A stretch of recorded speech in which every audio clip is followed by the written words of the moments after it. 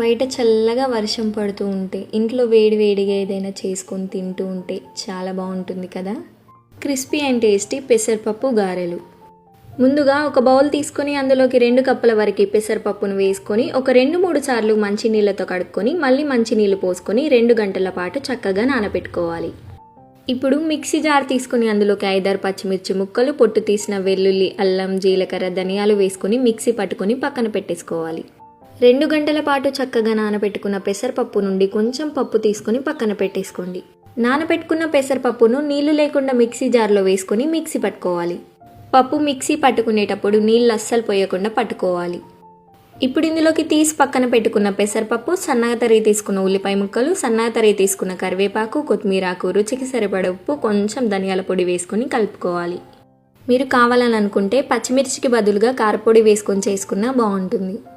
పప్పు గారెలు క్రిస్పీ